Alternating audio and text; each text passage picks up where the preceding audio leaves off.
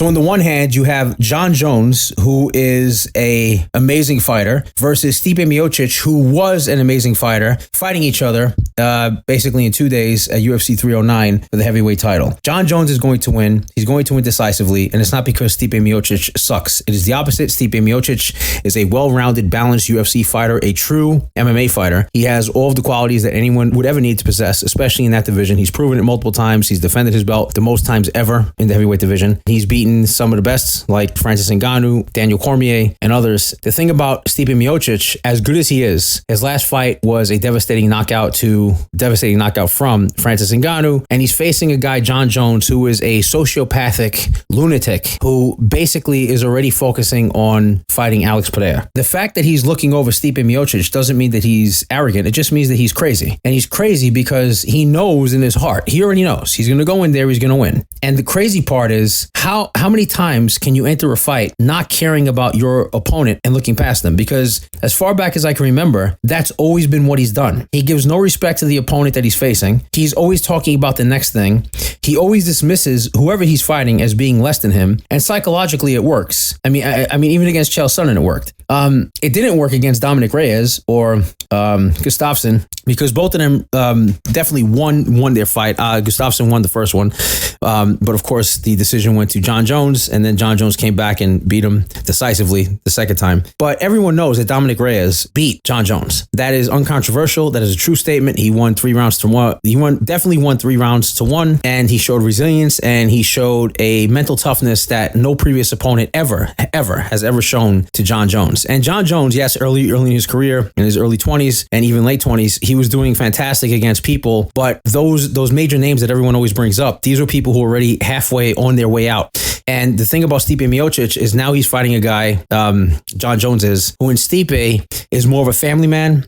He has enough money. He loves working. I mean, the dude is a full-time firefighter when he doesn't need to be, but he chooses to be because that's what he loves. And his first love, his first passion is firefighting. His second passion is not MMA fighting. His second passion is taking care of his family. He loves his family. He's a great dad.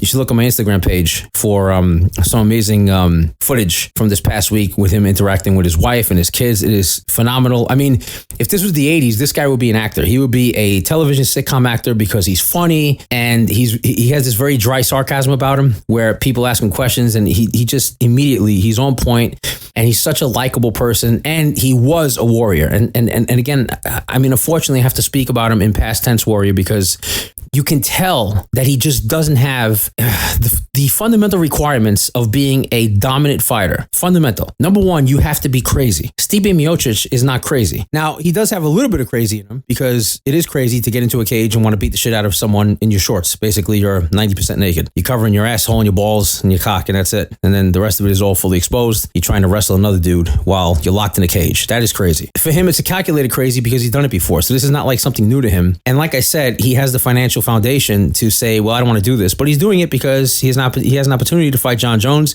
and to him it's just another challenge. The fact that he keeps his job tells me that that's not his first passion, because real fighters, real warriors who want to do this for a living quit everything, and the only thing that they are focused on 100%, like Islam Makhachev or Khabib Nurmagomedov or some other people, is going to be MMA and UFC fighting. And you see, that's why Conor McGregor is never coming back, because Conor realized that he likes the spotlight more than he does actually fighting. This is why he's throwing himself into all these different arenas, like, you know, I mean, starting his own alcohol brand, which is ridiculous. I mean, Proper 12. It was proper shit, tasted like shit. Irish whiskey, my friend. No one wants you to drink your whiskey. It's very odd that you would start a whiskey company. I mean, I don't know, start like some Irish fucking, I don't know, just something that has nothing to do with fucking alcohol, because I didn't associate Conor McGregor with alcohol. It's very bizarre. I mean, if he put out a fucking branded cocaine, it would have made more sense, you know? And then he opened up this restaurant, which no one cares about. And then he pivoted into boxing, which was odd, but then he started hanging out with these boxing whores, which was even worse. And then he now is associated with bare knuckle fighting, but it's not the bare knuckle fighting organization that everyone thinks that he's associated with. He doesn't even know what he fucking signed, because he thought he could go to certain people over there and say, you're fired, you know? And he doesn't have that kind of power because he only has stock and he has ownership in a portion of BKFC. So he's all screwed up. And the reason why I bring him up, and this is not a digression. Normally it would be a digress, but this is not a digress. This is consistent with what I'm saying. He's not a warrior anymore. He used to be a warrior. Like, because he was, the reason why he gave such a huge shit about fighting is because that's what he needed to do in order to pull himself out of poverty. But once he pulled him and his girlfriend out and his family was secure, he then became the real Conor McGregor, which was probably at some point when he was a kid. And you could go back, you could look at some of his family footage where he's this little kid and he's performing and you could tell he loves the camera. Like, he loves performing in front of the video camera and he just loves being seen. And that's what he wants to be. I mean, this is why he did Roadhouse. You know, I mean, Roadhouse was a halfway decent, you know, kind of made for TV movie. It was supposed to be released in the movies, but it was just terrible. But he's basically playing himself. And I mean, like, the first time you see him, he's walking around naked, man. I mean, I got to stare at Conor McGregor's fucking ass. It's like I had to speed through that shit. Like, I didn't want to watch that. And so he does that because he loves the attention and he knows people like me are going to talk about it. And he thought that was enough to kind of get people to say it was good, but it sucked. Well, you see, to him, it doesn't matter that it sucked because he's an egomaniac and he loves the attention and he's a narcissist, and that's it. So he's trying to keep himself relevant, Conor McGregor, by, you know, hinting every now and then that he's going to come back, you know, and that's why he picked Michael Chandler, which I predicted like 3 years ago. I knew he was going to say that he was going to fight someone easy like Chandler. And yes, him versus Chandler would have been an easy fight had he not then decided to fight Dustin Poirier first and then second. And Dustin Poirier basically proved that not only is he a true warrior, but that Conor McGregor is completely done. He knocked him out. And then, of course, the second time broke his leg. And Chandler would have been a perfect fight for Conor if it was 2 years ago. And I think he would have beat Chandler 2 years ago. But he deliberately postponed it and he delayed it because he's not a warrior. He is a guy who likes attention, and that's what he does in life. He gets the attention and he stays just relevant enough for his little lackey fans to say, Conor's coming back, I promise ya. He's the best. Don't worry about a red panty night. He has plenty of red panties for everybody. It's like, bro, he's not coming back. Leave Conor alone. Again, I said like 3 years ago. 3 years ago, I said, he's never coming back. He's not a warrior. I mean, I already identified this in him. So what I bring up Conor McGregor, because when you compare him to Stipe Miocic, Stipe doesn't go around talking shit like Conor, but he has a different type of desire in life, and that's to provide for him and his family. But primarily, he loves being a firefighter. And if you think logically as to why he loves being a firefighter, it's because he has to spend time with a bunch of people for 3 days straight, and then he gets 3 days off for 3.5, you know, kind of like a nurse, right? And he gets to hang out with his friends and have fun. And you could tell he's a fun guy to be around. And then he has the other 3 days to hang out with his family. So for him, it's like a perfect balance to the week, and he gets paid to do it. And all this shit, and you could tell by the way he answers questions. I mean, he just did the press conference, the pre-press conference for for the internet lackeys and quote unquote journalists and reporters. By the way, the only real journalists out there, all right, you know what? There's actually two. I don't want to insult everyone. The two real journalists out there is Mike Bond, who is absolutely incredible. You should look him up. Mike Bohn. This is the guy responsible for getting all those UFC bonuses at UFC 300, and I think also the Sphere. So he was responsible for that. He's a great guy. He just started his own podcast. Go follow it. It's called The Bonfire. The other guy is actually the one who runs Conor McGregor's online internet presence. It's called The Mac Life. So TheMacLife. You should look it up on YouTube. That guy asks the best questions, and Mike Bond then follows up with these amazing questions, and he presents these challenges to these guys. And he's not like Ariel Smelwani, who asks deliberately controversial questions with absolutely no substance behind them. No, Mike Bond asks these questions and he gets shit done. And he asks them in a way that's not pretentious, but it's very insightful. And you could tell he's a true MMA fan. And I will say the same for the other guy whose name I can't remember right now from the Mac Life. I digress. Getting back to the main point is that a guy like Stipe Miocic, he has a perfect life. And so when he's at a press conference for the guys like Mike Bond and, these other people, not the pre-fight press conference, not the one where they face off, but the one that they just did yesterday, he's eating a plate of food and he's chewing and he doesn't really care because this is just something that's an obligation for him. And he's not really into it because he doesn't care about being in front of the camera, but he has fun with it. And he made a lot of jokes. He made a great joke about his wife. And he just sitting there like, yeah, so I'm going to go in there. Yeah, I'm going to fight John. It's like he doesn't care about answering this shit. He's getting through the week and he's going to get through, fighting an MSG headliner. Amazing. His face is all over the place. He deserves it. And then after he's done with that, he's going to be even more happy that it's done because he gets to go home to his family and his beautiful kids and his awesome crew that he has supporting him at the firehouse. And that is an amazing life. That is why he's not a warrior. You go to the other side, and you have Jon Jones, who is a complete fucking lunatic. In his off time, think about all the shit that he's been doing since 2012, breaking the law, taking drugs, being a womanizer, being, a generally bad person outside of the cage. Everyone knows this. Like, this is indisputable. He's not a nice person. He is a psychopath. He is a sociopath. He is whatever fucking path you want to call him. He's not a normal human being. But he's learned how to play the game, even though he gets exposed every single time he talks too long, like he just got exposed at this, this little conference, presser, whatever you want to call it, for the journalist online. Just to give you a brief example of how he's a crazy person, they asked him a very simple question. And the first time they asked him, because these journalists do not listen to each other, I guess they have the fucking questions written down and they're not paying attention that maybe someone else might have asked this shit. But the only two people who do are Mike Bond, so listen to him, and the one from the Mac Life, but I digress. Someone asked him a question about Tom Aspinall, and they said, so a lot of people are saying that you're ducking Tom Aspinall, which he's not ducking Tom Aspinall. I'll get into that later. This is what Jon Jones said the first time. It was a perfect articulated fucking answer. It was beautiful. It was absolutely beautiful, but you could tell it was planned. He said, the reason why I'm not fighting Tom Aspinall is because if I look at who's out there and who I should fight next after I definitively beat Stipe, see, there he goes again, already saying he's going to walk over this guy. The only challenge that I can see that's going to make sense, that's going to make me motivated, that's going to help my legacy is Alex Pereira. I want to see that fight between Pereira and Jon Jones. That is an amazing fight. I hope it happens. I hope it happens at heavyweight. Even at light heavyweight, doesn't matter. Jon Jones can make either one. I think it would be very dangerous for Pereira to go up to a heavyweight, but then again, it might be more balanced because they're both going to be a little bit slower. I think if Jon Jones comes down to light heavyweight, the burden will be on Jon Jones to be a little more on point because that's Potan's main weight. Alex Potan Pereira, that is. Potan.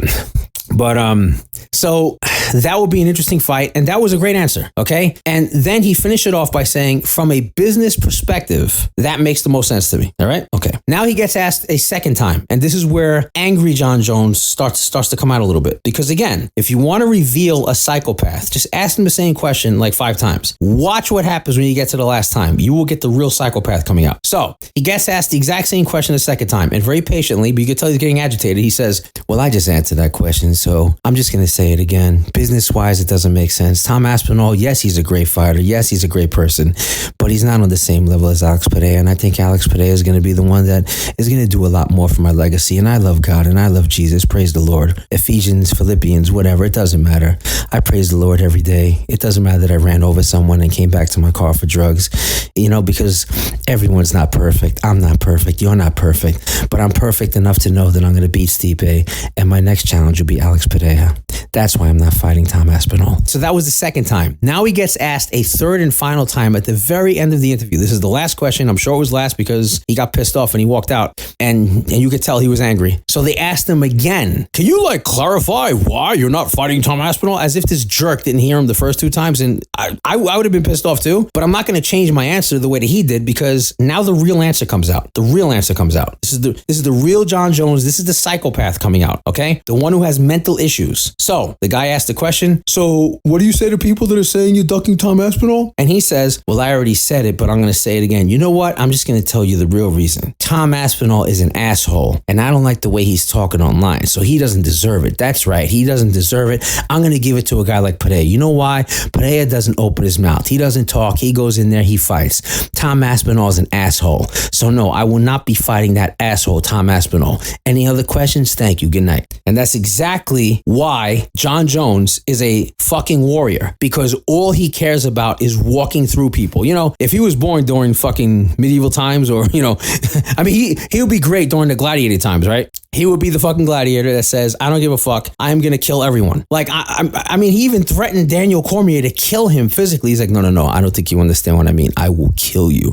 And I believe him. I mean, look at the way he reacts whenever, the dude's driving drunk and he knows that he did something wrong. He has no fucking remorse. He's banging his head on the fucking hoods of police cars because he doesn't care. I mean, this girl from USADA came to go visit him to take a fucking piss test and he treated her like pure shit, womanized her, just fucking acting like like a total male chauvinist pig. And then he tries to say that didn't happen, but of course she testified that it did. And he's trying to say everyone else is a fucking liar. Another quality of fucking psychopaths is that they just can't admit when they're fucking wrong, even when they are. And then if they get caught, they say, well, no one's perfect, but I do love Jesus, I love God. It's incredible. So that guy is a warrior, because to be a real warrior, you need to go into battle saying, I'm going to kill fucking everyone. He's not thinking about him dying. He already visualized winning. Like, he would be a leader. He would be like Maximus Decimus fucking Meridius. And by the way, Gladiator 2 just came out. It is a repeat of Gladiator 1, but Denzel Washington is really good. The guy that plays, spoiler alert, Decimus Maximus Meridius's son is really fucking good. And you got some older people coming out, but whatever. I digress. Jon Jones would have been perfect if he lived during the Gladiator times, because he's a crazy person. So you got a crazy fucking lunatic who happens to have MMA skills because that's all he does in life. He doesn't have any other jobs. He doesn't work as a firefighter. That'd be the last fucking thing that he would ever do. I mean, being surrounded by people all the time, no. And you could tell by the way he acts whenever like the cameras are around. It starts off the same and it always ends up bad, because psychopaths need to put on a fucking facade. He walks into the room, he cracks a joke. Hi everyone, how you doing? Oh, I remember you. I remember what you said. And he's always talking with his voice like this, right? He's always smiling, having a good time, no problem. By the time he gets to the fucking end of the interview, all this stream of consciousness crazy shit, and look at his facial expressions. I mean, like, you could, when Jon Jones begins to get agitated, his face contorts. Like, he'll look happy, and all of a sudden his fucking eyes are like darting to the left and to the right, and it looks like he's about to take a shit or something. And you could tell he's getting pissed. That dude, when he says he's gonna walk through Stipe Miocic, believe him, because he will. Because nothing's going to stop him. I mean, if Stipe Miocic came out and tried to shoot Jon Jones, he would like grab the gun from him and kill him instead. It's insane, because Jon Jones is a crazy person. So that's what's going to happen at UFC 309. It is going to be, I don't know if it's going to be really quick. You got that style bender who bends over. He predicted second round. That's kind of an easy prediction. I think it's going to be a first round finish, and I think it's going to be a devastating knockout, because Stipe has proven to not have a good chin. Because if you catch him in the right spot, his lights go the fuck out. Someone asked me if he was Polish. I said, no, he's Croatian. I'm like, why do you ask if he's Polish? He's like, oh, because the Polish people have better chins. And I'm like, I don't know if that's fucking true or not, but Croatians are pretty fucking tough. I have a few Croatian friends. You don't want to say that to them. They will fuck you up. Anyway, I digress. So getting back to this UFC 309, that's what's going to happen. And now moving on to the co-main event, I don't want to watch this shit. I don't want to watch Michael Chandler versus Charles Oliveira. I'm not interested in it. I don't care about it. I hate Michael Chandler. He's a good person for, the fact that he's adopting kids, which is amazing. I commend him for his dedication to, creating a family for him and his wife. It's great. But in terms of him as a human being, other than that, he's a piece of shit. And he's an egomaniac. See, he's not a psychopath. He just has this really big ego, and he thinks that everything he's doing is correct and right. And he wasted fucking 2 to 3 years of his life when he should have been fighting. And he could have been fighting for the BMF belt, and it would have been great. And he's a great fighter, but he's also, you talk about an asshole. Tom Aspinall to me is not an asshole. He's just not marketing himself right, and he's a bit of a crybaby. But Michael Chandler is an asshole, and I don't want to watch assholes fight. And I'm not going to watch it because I'm not interested in it. I will be watching the third fight, which is the Coco main event, or I guess they call that one the featured event now. And by the way, why did they change the name of the fight lineup from fight card to order of events? Like, who the fuck came up with that one? Fire that guy. That order of events? Just call it a fight card. That's what it is. It's a fight card. That's what it's always been. And then boxing is now changing it to order of events, or just this weird shit. Man, there's no need to fucking change it. It sounds stupid, but I digress. Getting back to Michael Chandler versus Charles Oliveira.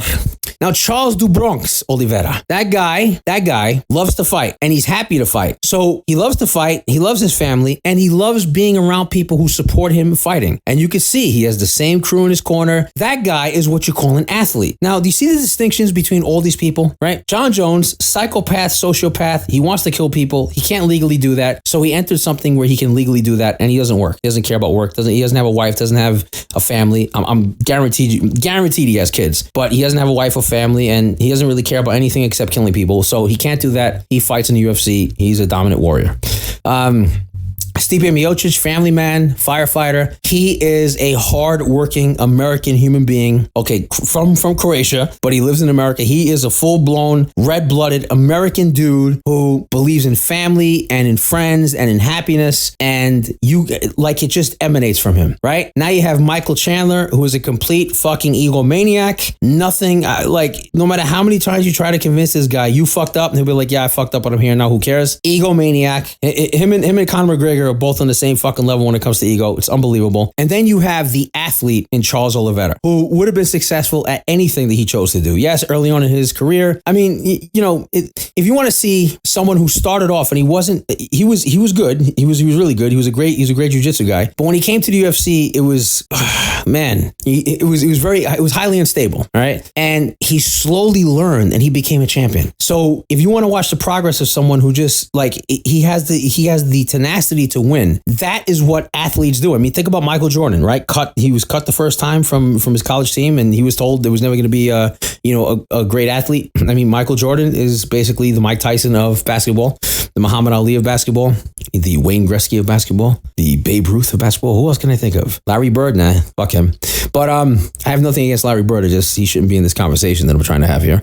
But I digress. So Charles Oliveira, he is the athlete. So you have the psychopath versus the family man, and you have the egomaniac versus the athlete. So if you want to look at it that way, then I guess you have an interesting card from the main event to the co-main event. But what's really intriguing to me is Bo Nickal versus Paul Craig, because now he has to face a veteran, a legitimate veteran who's going to have the skills, which, I mean, he might get neutralized. I don't think Paul Craig is going to win, but I think that we're going to see a little bit of Bo Nickal's weaknesses finally exposed. Bo Nickal is an amazing wrestler. He's 6-0 in the UFC. He's just mastered the art of, deception. But Paul Craig has seen so many fakes and feints that he's going to be able to determine when this guy's attempting to fake him. I think he'll be able to stuff a few of the takedowns. And I think the most interesting fight on the card is going to be Paul Craig versus Bo Nickal. I wanted to say Bo Nickal, but I fucked up and I started by saying Paul Craig. You know why? Because maybe Paul Craig might fucking win. But that is the fight. Other than, I want to see Bo Nickal. Then I'm really, I don't give a shit about Michael Chandler. I'll probably go take a shit when that's happening. And then I will come back and watch Jon Jones versus Stipe, because I want to see how quickly Jon Jones beats Stipe. I'm not watching it for Stipe. There's just no miracle that's going to happen. And I also want to see Tom Aspinall's face when he doesn't get called out, which is going to be hysterical, because I'm pretty sure that Alex Potan Pareja will be in attendance at MSG. And that'll be cool to see both of them kind of stand in the ring, stand in the octagon. The reason why I called it a ring is because you got fucking people who are asking questions calling it a ring. It's not a ring. It's a fucking octagon, guys. Get it right. The same boxing or kickboxing. But I digress. So, getting back to the point at hand, if you go up and down the card, you got some interesting fights here, right? I mean, it's just none of them really make any sense to me. Actually, the one that opens up the show, it's Veronica Hardy, who's Dan Hardy's wife. That one's interesting. And then you move up and you see Chris Weidman, who really should not be fighting, but he's fighting, I guess, because he needs money, or he might be a crazy person who just likes to fight, which is very possible. But I don't want to watch that. That's not. I mean, that's why he's not on the main card. President-elect Donald Trump, number 407, will be in attendance, probably, most likely. I would say definitely. I mean, he is New York, so that'll be cool for all these guys. But in terms of the main event, Jon Jones versus Stipe Miocic, put all of your money on Jon Jones winning, and I think it's going to be a knockout. It's not going to be a submission, a knockout, TKO, whatever. Either way, Stipe's going to sleep. Charles Oliveira versus Michael Chandler, probably go to a decision, because even though they are warriors, they're not going to really kill each other unless, you know what? I'll take a pick. I'll say Charles Oliveira is going to win by submission. That's it. I do think that Bo Nickal is going to win, but I think this is the first time we're going to see him get beat up a little bit. But I think he's going to find a way to win, and I think that one's going to be a decision. So there you go. There's my trifecta. If you're interested in that kind of shit, I don't bet. It's kind of stupid. It's much better to take your money and invest it rather than betting. So, but UFC 309, not that intriguing. And notice how I didn't even bring up, and I'm going to bring it up now against my will, Mike Tyson versus Jerk Paul Friday, tomorrow. I don't care about that fight. I love Mike Tyson. I grew up watching Mike Tyson. He's the greatest boxer to me that ever fucking lived. And people will say Roy Jones Jr. or Floyd Mayweather, right? To me, it's Mike Tyson. And to watch him go up against this 27-year-old steroided out jerk off who I cannot stand, this failed Disney actor who is just a complete complete punk who called out a bunch of UFC fighters and he drew them in with millions and whatever. Like, I don't like Jake Paul. I hate Jake Paul. You know, he thinks he's the shit. And I mean, guys, think about what he's doing. He's inviting MMA fighters that have a multitude of skills. And then he's inviting them into an event which basically says, you can't use any of your skills. You can only use your fucking hands. And it's my fucking rules. And the one boxer he did fight before Mike Tyson was Tommy Fury, who basically won and handed him his first loss. And yeah, he fought a couple of other boxers before that, right after that, I mean, but boxers that were no name, handpicked, that he knew he was going to beat, and he did. And now he's facing a 58-year-old Mike Tyson. It's like, you know how fucking stupid and ridiculous that is? And then he calls out Canelo fucking Alvarez, but of course, there's a catch, because we're talking about Jake Paul, Jerk Paul, who basically wants to fight him at a different weight class because he can't get down low enough to Canelo's weight. Notice how he's picking guys who are much lighter than him, and the only guy that was around his weight was Tommy Fury, and now Mike Tyson. But this is like a 58-year-old Mike Tyson, man. Again, this is like me challenging right now Michael Jordan to a fucking slam dunk contest. I'm gonna win because Michael Jordan's knees are gonna give out. He might not be able to even jump anymore without busting his fucking knees or walking. I mean, I don't know what the situation is, but like, I would never challenge the fucking Michael Jordan. I mean, if anything, I would definitely hang out with him. But why would I want to like challenge him? I'm not looking to hurt the guy. You got Jake Paul, man, 27. He's looking to hurt Mike Tyson. That makes him a piece of shit. That's why no one should like him. No one should like him for doing this, man. It's terrible what he's doing. He's just a fucking pure piece of shit for doing this. Pure exploitation. And I can't fucking take it. And I hate his fucking guts. No, I don't want to be him. No, I'm not jealous of his fucking money. Why do I want to look like a dumbass who fucking challenges old men to fights and picking people that are out of my fucking weight class and, picking older, run down, destroyed, beat up UFC fighters and challenging them to a boxing match? This is like asking a golfer to, this is like challenging a golfer. If you're like someone who has access to all this, I don't know, Major League Baseball players who can teach you how to hit home runs, it's like challenging a guy like Tiger Woods, who's a fucking golfer, to a home run derby. Like, most likely you're gonna fucking win the home run derby if you're being fucking trained by, I don't know, like Mark fucking McGuire and whoever the fuck is out there hitting home runs right now in baseball, because I don't follow baseball anymore. I haven't for years. But just get a bunch of guys who know how to hit home runs and they, just spend 24 hours with them and pay them money to fucking kiss your ass. You're gonna hit more home runs. You will beat Tiger Woods. And your claim to fucking, I don't know, whatever fame you want to call it, but your celebrity status is built on the fact that you can go around saying, I beat Tiger Woods. Now, obviously, the first thing that people are going to say when you say you beat Tiger Woods is that, oh, you beat Tiger Woods in golf. No. I beat him in a home run derby. And the immediate response would be like, wait a minute, he doesn't play baseball. Why would you challenge him to a fucking baseball competition and not like a golf competition? No, because, but it doesn't matter because Tiger Woods is a champion, which is what Jake Paul fucking says. I beat champions like Tyron Woodley in the UFC. I beat Anderson fucking Silva. I beat Nate Diaz. Yeah, but none of them are boxers, moron. And they're all older, or they're old, they're all fucked up and weird. And yeah, Nate Diaz did good, but come on. How come you didn't challenge him to MMA? Because you're a pussy and it wouldn't happen. It wouldn't work. You'd lose. So no, I don't want to see this fight. I think it's terrible that he's fighting Mike Tyson. Tyson's doing it because he's in the same category as fucking Jon Jones. He's crazy. And he wants to go in there and fight. Great. I will be rooting for Mike Tyson. I ain't watching this shit, And that's it. I like it. No one should be supporting this. You should not be supporting this. No matter what happens, no one should be supporting Jake Paul fighting fucking Tyson. So I only bring that up as, a fucking addendum to the fact that I know that it's happening tomorrow and the day before UFC 309. So you want to place your bets for UFC 309? Here we go. Once again, recapping the trifecta. Jon Jones will beat Stipe Miocic by knockout. I don't know what round, but let's just say round 1 knockout. TKO. There you go. Put your money down on that one. Charles Oliveira versus Michael Chandler. Charles Oliveira will submit Michael Chandler. That's how it's going to go down. And then in the third fight, the one that I'm actually looking forward to the most, Bo Nickal versus Paul Craig, will end in a decision victory for Bo Nickal, but Bo Nickal will be exposed. He will walk out of that fight scathed. He will have marks on his face. He'll have a black eye and he will say, okay, now I see what the fuck is going on. And in the press conference, we're going to see a little bit of humility, but he's going to call out someone next and that's the end of it. And he'll work his way up. But I think we're going to see him get a little bit exposed by Paul Craig. Again, he's fighting a veteran. Paul Craig, maybe like 10 years ago, would have beat Bo Nickal, but he ain't beating him now. But he's going to fuck him up a little bit. So that's going to be a very fun fight to watch. I'm rooting for Bo Nickal. I like Bo Nickal. I'm just saying he's going to be exposed and he'll be 7-0, but that's going to be a decision. So there you go. Jon Jones by TKO and Michael Chandler will get submitted by Charles Oliveira. Bo Nickal will win a decision victory. The UFC 309, I won't be watching the whole thing, but I'll be watching a couple of the fights. So those are my picks and I'm sticking to it.